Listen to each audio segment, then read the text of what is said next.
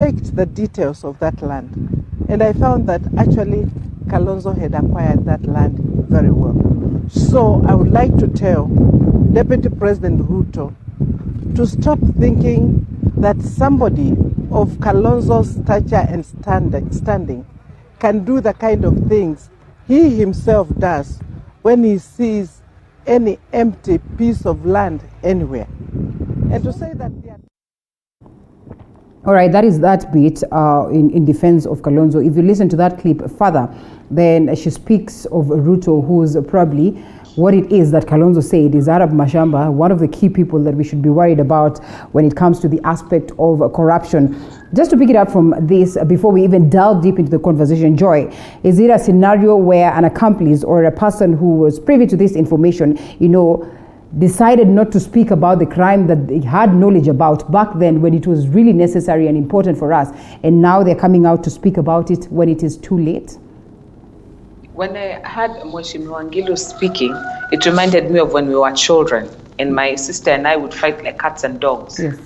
But if somebody tried to attack one of us, then the other one would come to his defense, in defense hammer and tongs. And that's what that was the first thing that came to mind, because I was like, Honorable Kalonzo and Honorable Ngilu, in terms of local politics, are rivals. They don't really see eye to eye. Yes. But this time when there was a perceived threat to one of them, one of the fiercest defenders became Honorable Charity Ngilu. And like you said, by her own admission, because she was in the ministry, when she starts confirming to us that indeed there is, it was actually a properly acquired title, it's not lost on one that, Honorable Charity left her ministerial position under a cloud of corruption. So in terms of a character reference, should not be the strongest reference.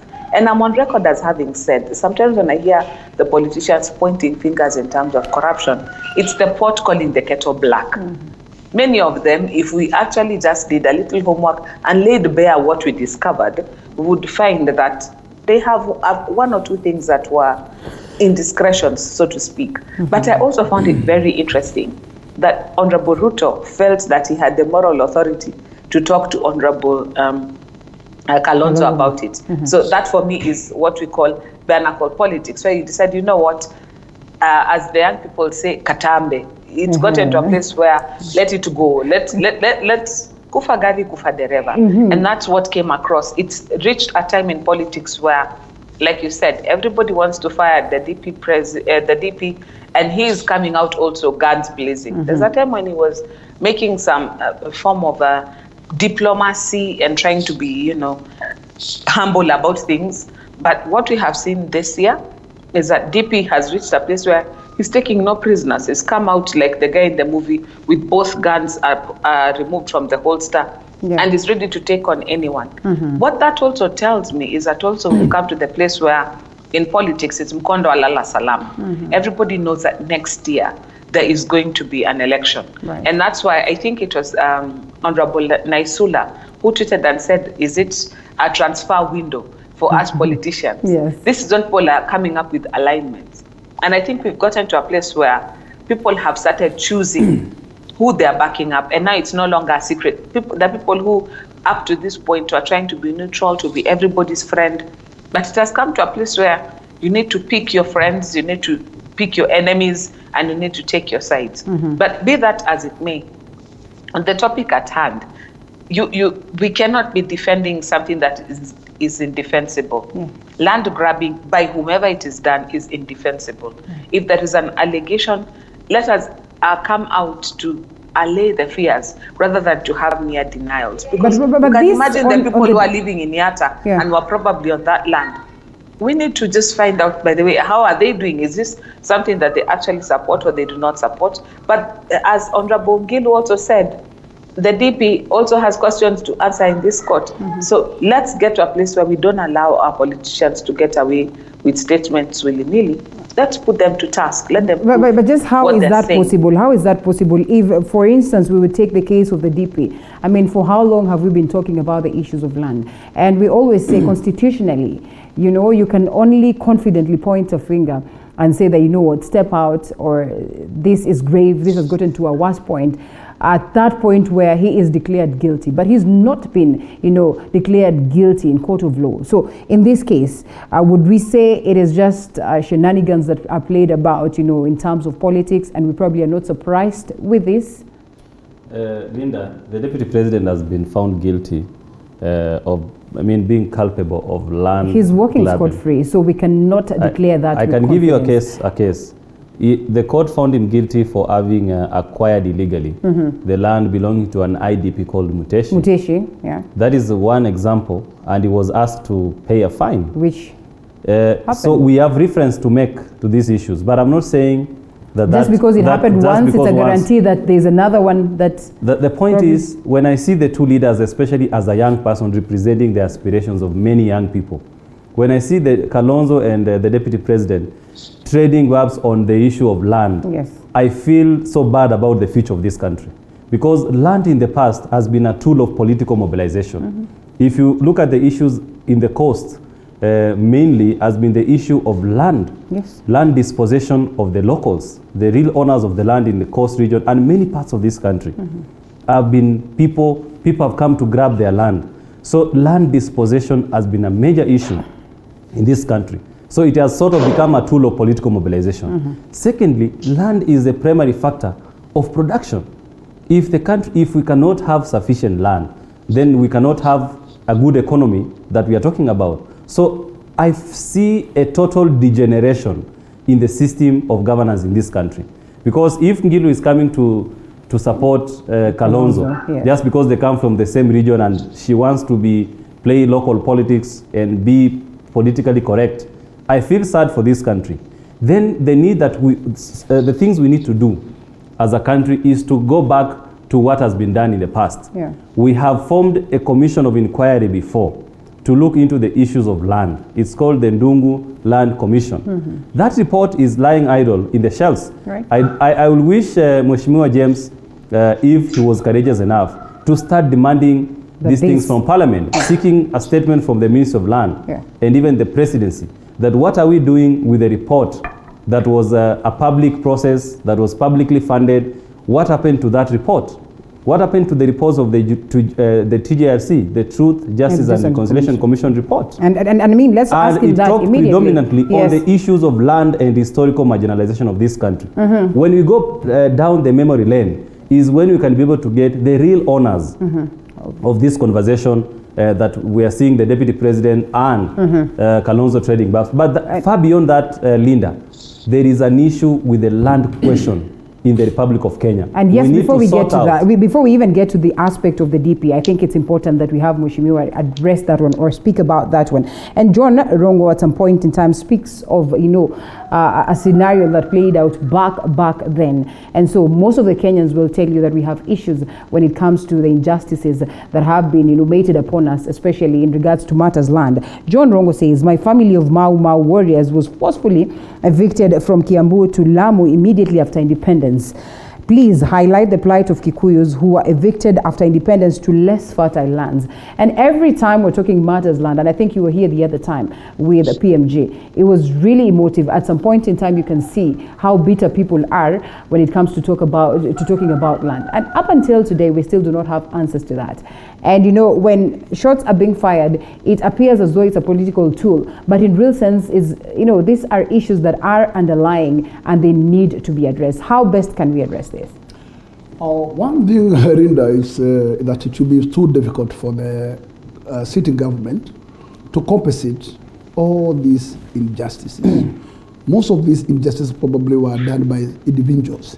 It will require a lot of goodwill to at least deal with the recommendations of the reports which are already done investigations and has made recommendations. I agree with my panelists that in fact, like the Dongo reports and the rest of the reports that are pending in the House are supposed to be public and prosecute, and at least at this particular time and point, they are supposed to have totally prosecuted and at least action taken. But whenever you find this kind of slow piece, it shows you that actually there is a lot of interest. And at least they are being held there, because at least there is what we call a parliamentary business committee. And that business committee will totally lock you from accessing or from those bills seeing the right of the floor. And I can tell you for sure, the parliament operates as any other law court, any other judicial court. When that committee rules it out and the speaker rules it out, then you have not much to do.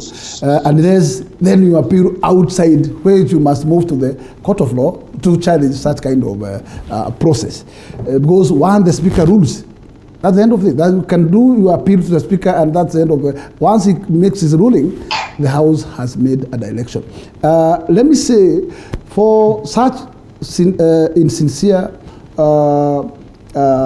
challenges that actually have taken this country right before independence and after, I am sure that a willing government can do something. And what the government can do is maybe those who did not attain enough after fighting for independence. Maybe last time we found the UK government doing something, but at least the local government also should consider to do something on the same. And I think the best thing to do, the government should consider all these, put in table, then move to a budget, then look for a particular budget, either they value those elements.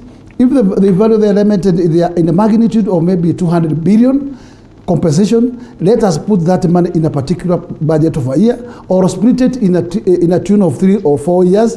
Then we pay in installments, and we clear these backlogs. Because at the end of the day, most of the people will die without have seen their justice, and it is very unfortunate that one was evicted to his house, to his particular land, which he really owned legally, but actually he has no room to get back there. And maybe forces of money and forces of those mighty cannot allow him get step back.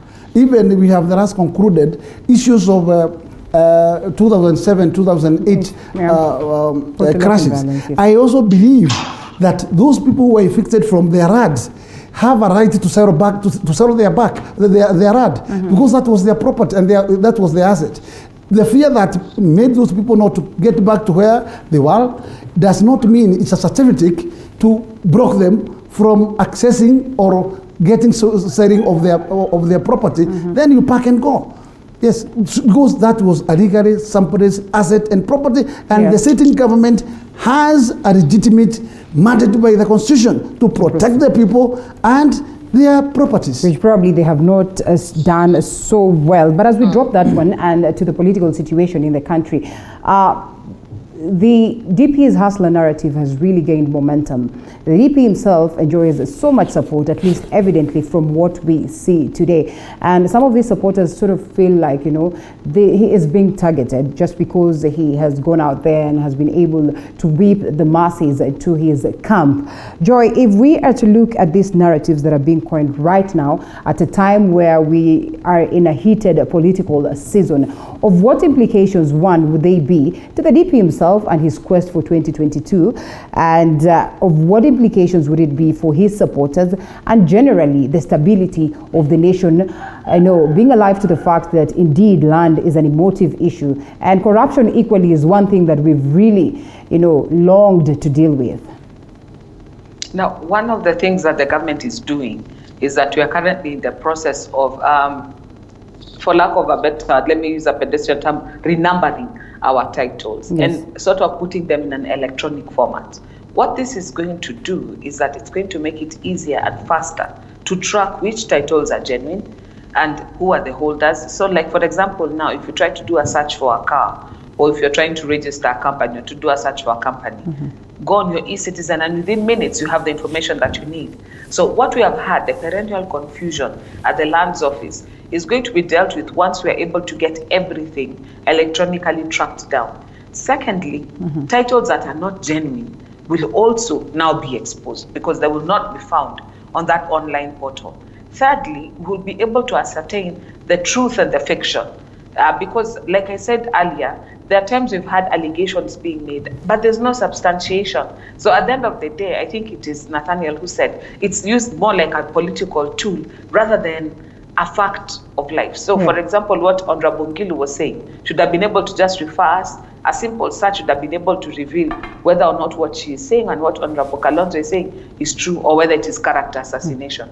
But now coming to what you're talking about with the DP and the Hustler Nation narrative, one of the things that you need to appreciate is that what the DP has been successful in doing is in cutting across tribal lines to have a certain caliber of Kenyans identify as one.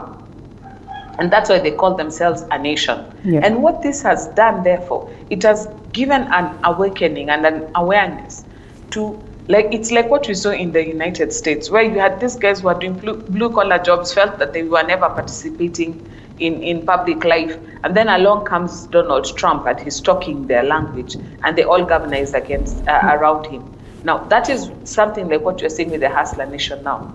The trick now is in ensuring that that particular narrative does not end up in a class war. And I think that's the tragedy we're seeing last week, where somebody's car was burnt down. Because if it degenerates into a class war, then it is something that is harmful to our society. You've talked about the post-election violence. It came about because of that cutting across of, you people are on this side, we're on this side, and please don't cross over. And if you're here, we're going to get you out. We cannot have that situation in this country. And I think that's why we need to have a conversation about, even if we're doing politics, how do we keep the politics now in a way that it empowers the people, but it does not pit Kenyan against Kenyan, tribe against tribe. Yeah. And be that as it may, we also coming into a season where Kenyans are becoming more ideologically aware. There was a time when you could mesmerize Kenyans with promises of roads and things like that. But people have realized, you know what, with devolution and even with just living a little longer, I mean, tarmac now is not a big thing. It's not something you're going to tell Kenyans, I'll bring tarmac, and they're so impressed by you. They have come to expect that their roads should be tarmacked. They have moved beyond from those days when it was such a big deal that would cause you to clap for your mheshimiwa. And so we have to come to a point in our politics where we become a little bit more sophisticated. So, for example, our country has been very big on mega projects. Like Mheshimiwa said, we have done very good mega projects. We need to come to a place where people understand how having this major road passing through our community translates into money into my pocket. If Kenyans don't make that connection, then they're not impressed by what they're seeing in their macro economics. In the region, yes, we are a powerhouse. We are a $100 million economy. We are actually doing very well. But as long as Kenyans are not feeling the translation to their pockets, then it influences their politics. And so there is that need to help Kenyans understand. This is where we are going as a country. This is how it translates to the common mwananchi. And even if we're talking of ourselves as hustlers, let us understand how the hustle builds to the whole. Yeah. Because at the end of the day, it ends up then just being yet another, it's like tribalism. It's just another divisive factor. That has to change, because as a country, we cannot afford another situation where we're getting to an election with an us versus them. It will degenerate very quickly. How can we look at what it is that ANC is speaking about, what it is that Wiper is speaking about, what it is that ODM is speaking about, what it is that Jubilee is speaking about, and the likes of all these other parties that we have, as a move or as a way of trying to address the issues that we have as a people, issues that are going to be instrumental in terms of transforming the nation, so that we can get to that aspect where Joy speaks of sophistication of understanding the political situation, for instance. And we still are on the DP. Looks like he's being hunted. Like Joy says, it's probably character assassination. How can we look at what it is that ANC proposes in terms of impeaching the DP and just making changes in the country as a good move towards bringing a transformation? Is it fear that this person has really gained momentum and then he's going to be a stumbling block, in our bid to getting to presidency? First of all, Linda, I can speak authoritatively about ANC party because I work in the party. Yes. Now, ANC party is the last party standing in the struggles of the people. Is it so? Yes. If you look at all these other parties they have mentioned, ODM, CCM, KANU, Wiper. Is NASA still there? We were the founders of NASA, Yes, and you we were. had a vision Yes. as the ANC party that we want to take our people to Canaan to eat milk and honey. Then what happened? But there was betrayal at River Jordan. You know Okay. what ODM did, And then Raila and then Odinga. and then you still are under the outfit or what? Now NASA is legally there on paper, but Yes. politically it is a dysfunctional movement. But we have not lost that because we were the vision bearers of the NASA dream, and because we are the last party standing in the struggles and the hopes of the people right now. We are the only political party that has not joined Jubilee. Mheshimiwa Izie can confirm. Have you not joined Jubilee? We have not joined It is Jubilee. interesting to see how I will you're working together. And I mean, Wiper will tell you they have not joined I'll Jubilee explain in to any way. you. I'll explain to you. Mheshimiwa Izie can back me up. If you look at Wiper, CCM, ODM, all those parties, KANU, they have joined the Jubilee coalition. CCM is CCM. in Tanga today. Because now That we're is the talking about leader. the I'm leaders, talking yeah? about- that's Yes, the leader. we're but I'm technically talking talking about the party. leaders, yes. The last time I checked, There was an agreement. a function Yes. at the Jubilee Party headquarters Yes. where CCM, Wiper, and KANU, Yes, they they signed a joined, cooperation agreement, yes. technically joining Jubilee. That was, they are now called a Jubilee coalition. And ODM is working with Jubilee Party Is in all the automatically. handshake, in the handshake. ANC Party is the only party that has not betrayed the struggles of the people because of the NASA dream that we carry. Do you suppose Now- the leader carries the same, your leader? Our party leader, yes, he carries the aspiration. Just because we are supporting BBI, and there is no other political party that is opposing BBI other than Mother Karua and the likes. We are only supporting BBI, and we supported BBI after our request and our demands were met. Incorporated. Now, let me come back to what is happening. The Deputy President of the Republic of Kenya should be accused of plagiarism. Before you get Because- to that point, yes. if your demands or your expectations of what you needed were incorporated in the BBI, do you suppose it was unfair that the demands that were fronted by the likes of Tanga, the DP allies, were not incorporated? Was it unfair? Because this was a public process, and we have seen our party leader, he has been consulting the critical party organs. Yes. His Excellency Musalia Mudavadi has always been open and candid with us. Before he went to State House to sign the BBI process, that we are going to do civic education to educate our people on this, we consulted internally in the critical organs of the party.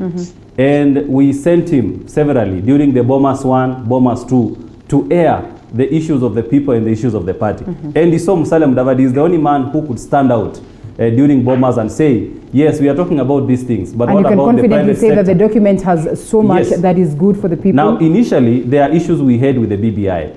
For example, the erosion that was going to happen in the independence of constitutional commissions and the judiciary in particular by the creation of a judiciary ombudsman who was going to be a prefect of the judiciary. We Yes. raised that. Musalia Mudavadi raised He that did, at Bomas. We also raised the issue of strengthening the Senate. If you remember what he said in Bomas, that you cannot say that we cannot take women to the Senate and That is then weak. remove the power of resource allocation from the Senate, particularly the vertical allocation of resources. Right. So, and among many other issues. Close to the out issues of that the DP was out of the equally. 15 issues Yeah. that we identified as a party, How many were picked? all of them were considered by the BBI steering committee, and they were incorporated because they were for the good of the people and they made a lot of sense. Was it not in a defending bait to the get Constitution. you to this other side? I don't know whether it was fair or not because they must put their case A forward. bait. They must put their case forward. As Okay. we are defending what we think is best for this country. Okay. And now, Linda, let me take you back a little bit. The Deputy President of the Republic of Kenya, William Ruto, should be accused of plagiarism in our party. He has copy-pasted the manifesto of ANC party. Really? Yes, he has. Okay. If you look at ANC party, we have a manifesto called Uchumi Bora Manifesto. The Uchumi Bora Manifesto speaks into the issues of Mama Mboga, Yeah. Mkokoteni, Boda Boda, all those issues that the Deputy President Is there someone talks within about. you that works with him that gets him to Yes, do all well, this? last year, the Deputy President stole our former Secretary General, How many Barack times Muluka. Barack Let me Muluka explain. comes here, but he says that wasn't the case. Let In me his own explain. sane mind. Let me explain. Yes. The Deputy President has started talking about the hustler nation the moment he stole our Secretary General, the former Barack Muluka. The moment Barack Muluka switched, and remember, Barack Muluka was instrumental in the remaking of the ANC's Uchumi Bora Manifesto. So Barack Muluka ran away with the ANC manifesto of Uchumi Bora and took it to the Barack Deputy President. Muluka was here on Monday. And He he would took to the not. Deputy He would President. not agree to. That his is the time. sentiments. That is the time the deputy president has started talking about the issues of Mugogoteni. Do you know how many times we've been told that probably our constitution, our very own constitution, is a copy-paste? Should we be accused of because ANC, we are an authority, we innovate things. We innovated the NASA dream. So who is to push for this, plagiarism accusation and all that? I'm just saying here because the things that had in the ANC manifesto, the Uchumi Bora manifesto of ANC, are the things the deputy president is talking about. Is that the reason why you feel like he should be impeached? No, I'm coming to that. Okay. Now, make it brief. Let me summarize this way. Linda, the deputy president and the entire Jubilee administration, and unfortunately Mheshimiwa belongs to that administration, they had a manifesto. 2013, they had a Jubilee manifesto. 2017, they had a re-election manifesto. There are certain things they promised Kenyans. One of them was a double-digit economy. They promised to create 1.2 million jobs a year. They promised, there were how many stadiums? There were 5 stadiums initially, now they went to 9. Most of those promises they made to the Kenyan people. And I remember the deputy president was a fierce advocate of saying, tumetenga hii, tumetenga ile pale. He is the person who was at the forefront in saying that we in the NASA side, we don't have a plan. We don't have a manifesto. We don't have a candidate. I don't know whether you remember that. I remember. So in that case, do you suppose these are the basis? He is the same person. We must hold him accountable to the promises they made. He is the same person who said in 2013 that Siasa 2013 then was analog versus digital. And he wanted the country to move to a digital economy. But right now is the same person who is saying, let us go back to the wheelbarrow, which is an analog He was working, in tandem with the president. No, is it then hypocritical I am accusing the entire Jubilee administration because the manifesto belongs to the Jubilee government. Whether they are divided or not, that is not our issue. Then why speak of impeaching the DP? Now, on the part of impeaching the deputy president, any member of parliament, including Mheshimiwa James Gakuya, is entitled. Yes. He can be able to bring a motion of impeachment and back it up with grounds and convince his colleagues to support that motion and substantiate with facts. So as a party, we have seen one member of the ANC party called Mheshimiwa Ayub Savula. Yes. He has come forth and he has said that he wants to process a motion of impeachment. And you support that as a party. So I am waiting for him from him to see the grounds that he has against impeaching the deputy president, and once we have seen the grounds, we will process that at the party level. Okay. If the grounds are sufficient, then we are going to see whether to mobilize the numbers. But as an individual member of parliament, he is entitled to do including Mheshimiwa here. He is a member of parliament. Honorable Gakuya. I hope you are going to give me my we only have about 5 minutes to. All right. I was expecting you to interject, but you... No, okay. I really wanted to get him to exhaust himself. All right. Yeah, so that at least I can get to know the bottom of his grant. Now that the issue to do with the deputy president is on the table, I want to be very clear in this, very categorical. Let us not pass the blame to deputy president. Deputy president has not committed any crime in this country. I was looking at the head of state when he was addressing the Mount Kenya, and I was, yes, what is this? Because what the president was trying to tell Mount Kenya is that his deputy is like interfering with his programs in terms of development. But my big question with Crick is this, that today, in the headlines here, we have seen Raila Amolo Odinga telling Kenyans that he's now busy into the public popularizing the BBI. And I am asking myself a question. Is a BBI reggae not politics?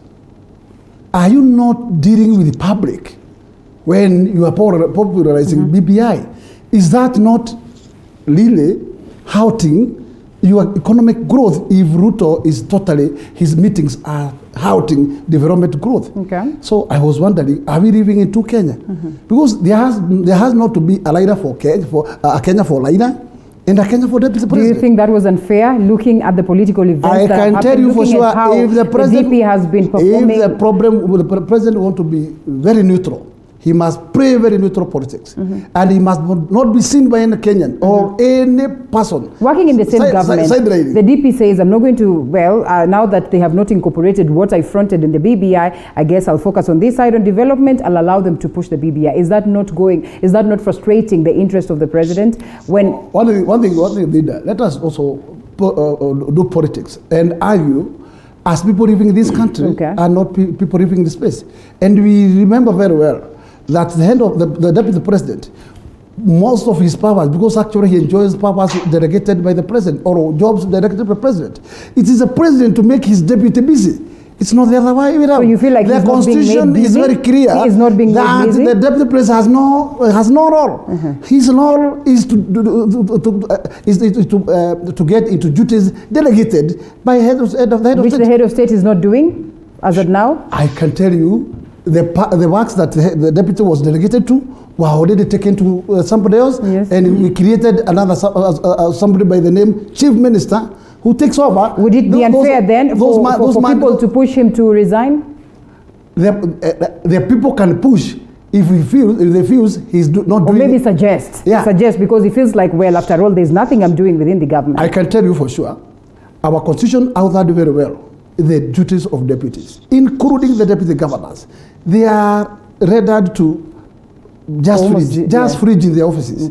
And you have seen cases like Kiambu, where Deputy Nyoro was always in war with Wetito. You have seen it witness many other counties. That is the case. And can I ask you a question? How many deputy governors do you know?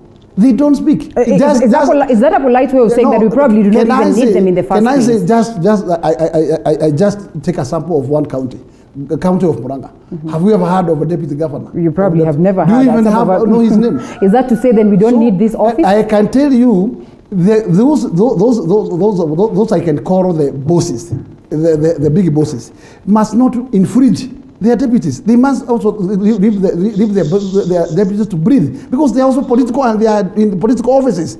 But don't just grab everything and leave your deputy Hold it right there, Mahesh, and I'm coming back to you because I know you need more time for that. Joy, is that politely saying that we probably do not even need this office? You know, when Sonko managed to run Nairobi in whatever way he managed it without a deputy, it got us to that point where we started asking ourselves, do we really need a deputy governor? Do we need, well, a deputy president, if at all they do not have a clear-cut line of functions, you know, enshrined in the constitution, and what the president has probably done from what they say with an executive order, you know, taking some of these functions to a different individual, and then this clique by the deputy president sort of feel like, you know, the deputy president is just there. Do we genuinely need this particular office? Should we start having a conversation of how we root it out?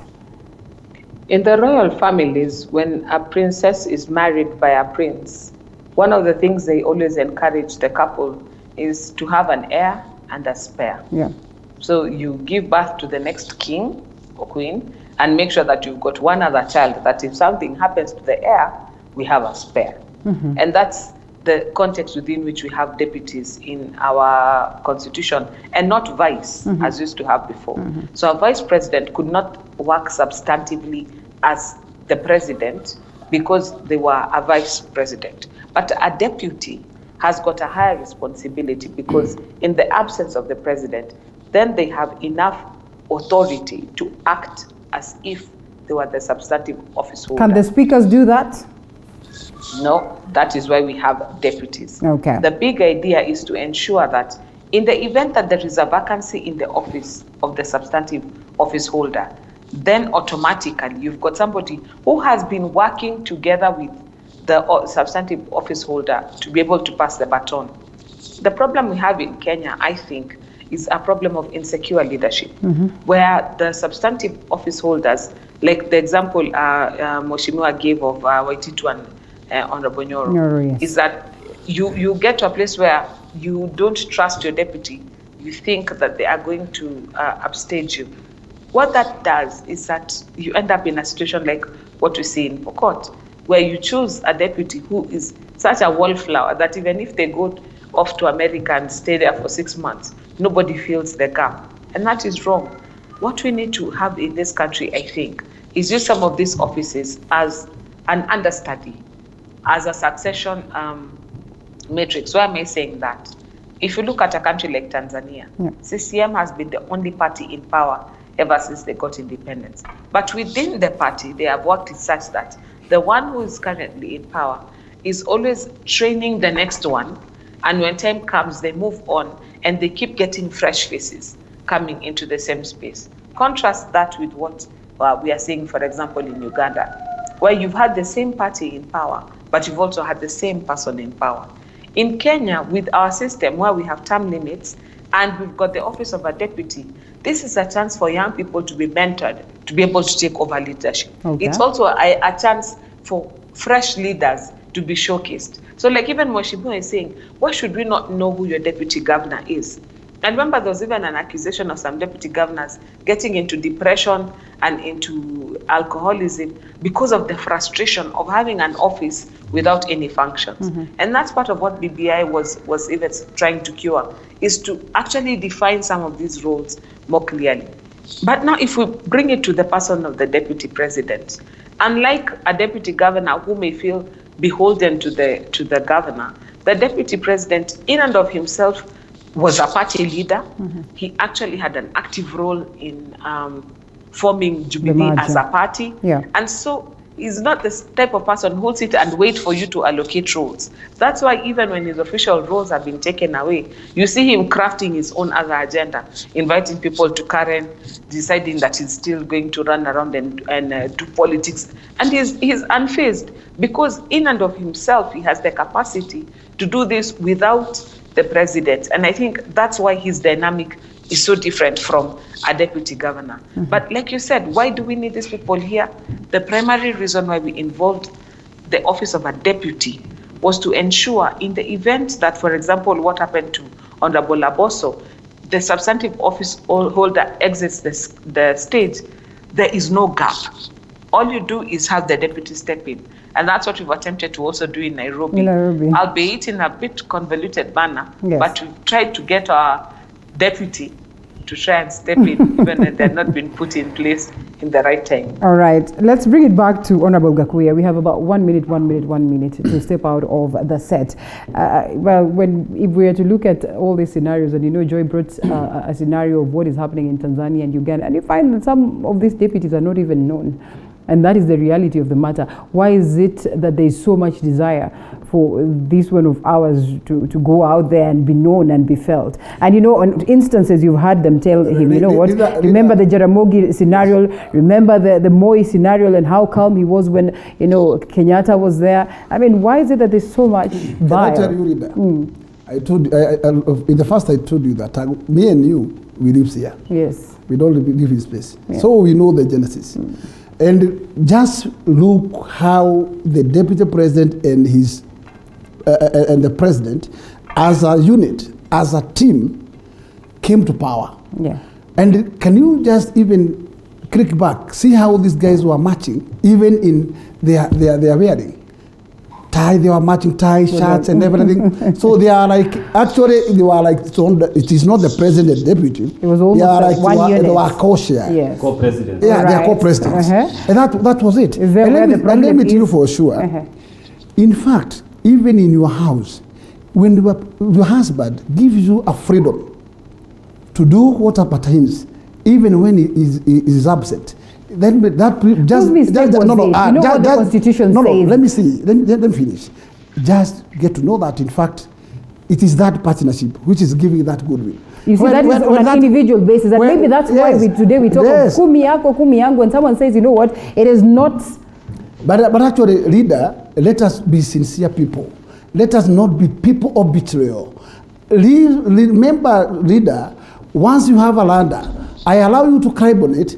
Just don't throw it once you get there. Okay. Because you may need this ladder when coming back. Down. Yes, don't even bang your door when you are getting out. Because you may need this door when the president is burning bridges. Let me tell you, the head of state should not ban Ruto's bridges at this point. Because Ruto, at the time of need, when the president has no any friend behind, actually this fellow stood with him. But the president needs him now so that he's able to get development to the people. Can I finish? Yes. Can I finish? Okay, finish. Yes. All right. The bridges and the rain starts popping on the Jubilee immediately after hardship. Is it so? There before, these people were twinned And actually there was still a problem in I can tell you, let me tell you, the whole 5 years, there were no issues in Jubilee. And if there were issues, the president could not take his deputy. We'll go back to history. No, he could not have taken his deputy another term.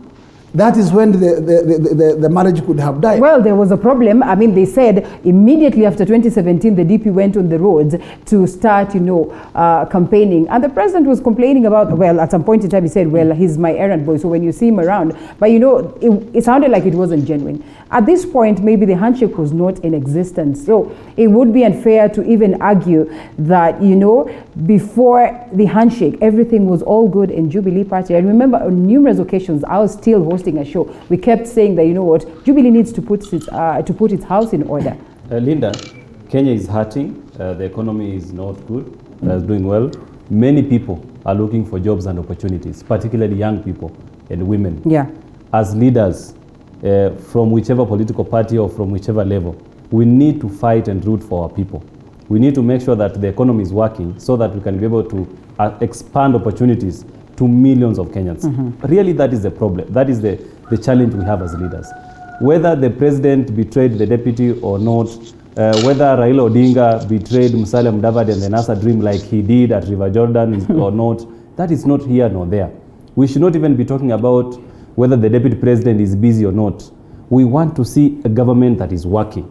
And I want to promise you, Linda, that, and our viewers who are listening to us, that we need to put a responsible government in place in 2022 to handle the economy, particularly post-corona. If we don't do that, then Kenya is doomed. And I dare suggest that it is only ANC government. Please don't even go there. That is what you want to say.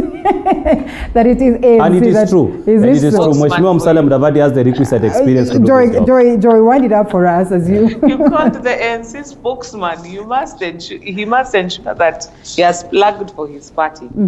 But I must reiterate what my fellow panelists have said. In fact, congratulations on a very eminent and a very able panel this morning. One of the things that Kenyans care about is delivery. They're not even concerned about who delivers, as long as there is delivery. Yes. That's what we've seen in Nairobi, that there has been the NMS and there has been the Sonko county government.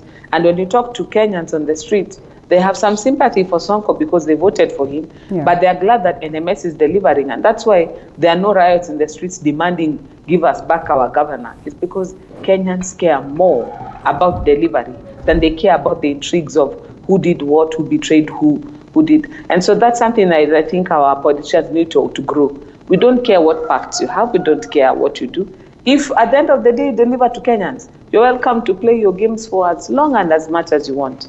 However, on the other hand, we also have to admit we do not have much time. Right. Before the next election comes round, we have basically this year. By January next year, the entire talk there'll be nominations in March, there'll be elections in August, and after elections, it takes us a while before we settle down. So this is the year when, if there's something that ought to be done, this is the year to get it done. And my encouragement would be to government to just stop being sidetracked. Do what you need to do.